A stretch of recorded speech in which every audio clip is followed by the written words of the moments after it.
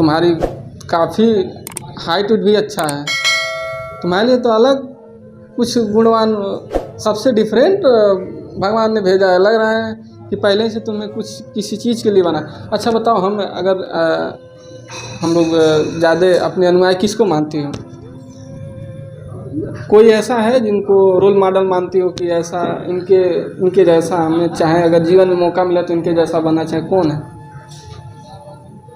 भगवान को ही मान सकते, लेकिन भगवान का रोल मॉडल कोई बन ही नहीं सकता। उनके अंदर इतना ज्ञाता थे, उन्होंने उनके जैसा नहीं, मनुष्य की तरह गांधी, नेहरू, बाबा साहब, बहुत सारे लोग ऐसे हैं जिनके बारे में रोल मॉडल बनना चाहिए। ऐसा कोई है? कौन है? किसके? कोई महिला भी हो, बहुत सारी महिला अधिकारी हैं, किसका रोल मॉडल? जैसा अगर मौका मिले तो फिर नहीं कहा जाता है मौका मिले तो इनको मार कर हम ढा देंगे। कोई ऐसा है जिनके जैसा है कभी बनने के बारे में कि इनके जैसा हम बनना चाहें?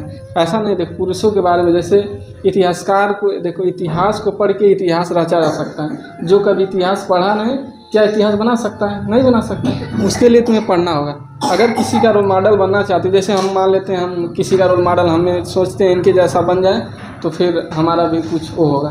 तो ऐसा कोई है? सर देखिए, हम बाबा साहब को बहुत मानते हैं। सही है। देखो मानना भी चाहिए, क्योंकि उन्होंने अधिकार दिया कि आज तुम हमारे सामने खड़ी हो और हम तुम्हारे सामने खड़े हैं। क्योंकि हम लोग जिस कास्ट से बिलोंग करते हैं उसमें शिक्षा का कोई वो नहीं था। उनके आने से हमें पानी पीने का अधिकार मिला और हमको पढ़ने का अधिकार मिला। उनको कैसे भूल सकते हैं? बशर्ते देखो बाबा साहब ने कहा था, देखो बनने का मतलब क्या है। सपोज करो केमिस्ट्री को खोजने वाले कौन हैं? लेविसियर। उन्होंने केमिस्ट्री का खोज किया। तो उन्होंने क्या खोज किया कि पदार्थ, भौतिक, इलेक्ट्रॉन, ये सब खोज किया। जैसे सुनो, उसी तरह बाबा साहब ने जो अधिकार दे दिया उस चीज़ को तो हमको दिलाना नहीं है। हाँ, अब सोचो बाबा साहब ने हमको पानी पीने का अधिकार दिलाया, तो क्या हम पानी को फिर पिलाने के लिए अधिकार दिलाएं? नहीं, वो चीज़ वो दे चुके हैं। उनसे अब ये उम्मीद जनता तुमसे नहीं करेगी। हमारे लोग ये उम्मीद नहीं करेंगे तो हमको पानी पिलाने का अधिकार दिलाओ, क्योंकि वो चीज़ हमें उपलब्ध है। दूसरी बात सुनो ध्यान से, कैसा पढ़ने का अधिकार वो तुम्हें प्राप्त ही है। तो बाबा साहब ने कहा था जो अधिकार हमने दिला दिया उसको तुम जनता के मान लो। हाँ, एक चीज़ हम कर सकते हैं, हमारे पास ज्ञान है तो अपनों लोगों के बीच में जाएंगे। जो चीज़ इससे वर्जित हैं, जो लोग नहीं पढ़ पा रहे हैं, उनके लिए जो भी संभव मदद होगा हम लोग करेंगे। लेकिन अब पानी पीने का अधिकार तो बाबा साहब ने दे ही दिया, उसको क्या करेंगे अब? दूसरी बात, शिक्षा का अधिकार था, वो भी दे दिया। अब रही बात उनका यही है, वो कह गए थे कि जो चीज़ हम अधिकार दिलाए हैं उसको तुम लेकर जो नहीं पा रहे उसको दिलाओ। मान लो बहुत सारे लोग आज भी शिक्षा से वंचित हैं, उनके पास पैसे न होने के कारण पढ़ाई न करें, तो हम उनका रोल मॉडल बने। उनके लिए सोचो तुम्हारे पास 4 किताबें हैं और भी एक्स्ट्रा 2 किताब उसको दे दोगे तो कम थोड़ी न हो जाएंगे। आज भी फुटपाथ पर लोग जीवन यापन कर रहे हैं, तो सही बात है। और आज भी ऐसे सोच वालों की ज़रूरत है।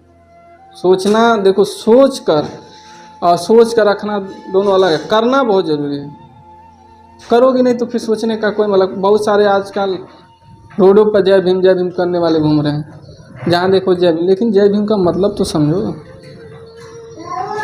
उनके नाम से तुम अगर कोई क्राइम कर दो तो क्या जय भीम बोलने से कोई मतलब है? नहीं, जय भीम तब बोलो जब किसी गरीब को अन्न दे रहे हो, तब बोलो, तब मानते हैं जय भीम।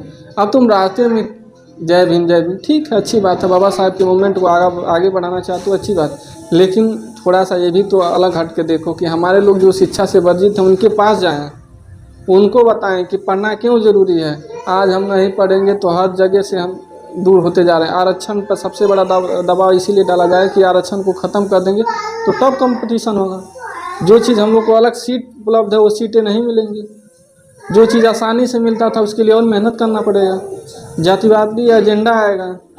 लोग हमको देखो, बाबा साहब ने कहा था कि अगर एक पीढ़ी में अगर कोई गवर्नमेंट, चाहे हर इंसान की एक प्रक्रिया है, अगर एक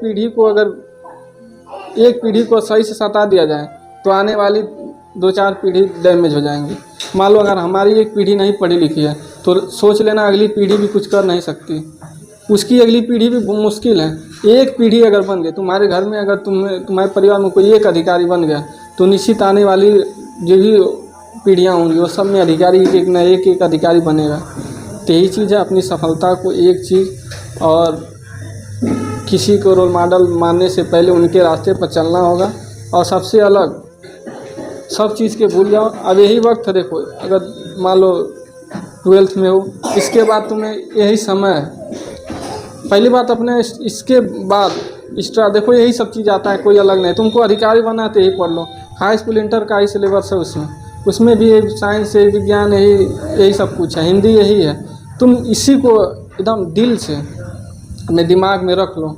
निश्चित है, देख लेना, कहा जाता ना माता पिता का सर जो है दो ही बातों पर उठता है झुकता है।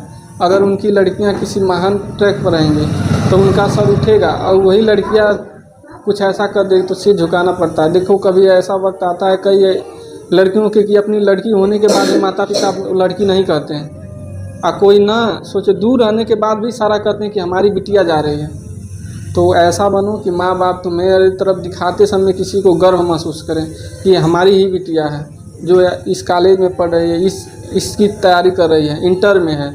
नहीं बोल रहे, देखो रिजल्ट आने से पहले पूरे गांव वाले से माता पिता जाकर बैठ के डिस्कस करते हैं कि आज हमारी बिटिया का रिजल्ट आएगा, कहते हैं, सबके माता पिता हैं। और उस दिन को महसूस करो कि उस दिन में अगर तुम्हारा रिजल्ट सबसे अच्छा हो, सबसे अच्छा हो, तो सोच लेना सारे दुखों का, कितना भी दुख हो लेकिन उस दुख को सारे भूल कर माता पिता उस दिन इतने खुशी से, सपोज करो जब शादी होती है तो कितने दिन लोग खुश रहते हैं, पहले ही से 1 महीना पहले से तैयारी की जाती है कि हमारे बेटे या बेटियां की शादी है, तैयारी होती है, खुशी से सब करते हैं।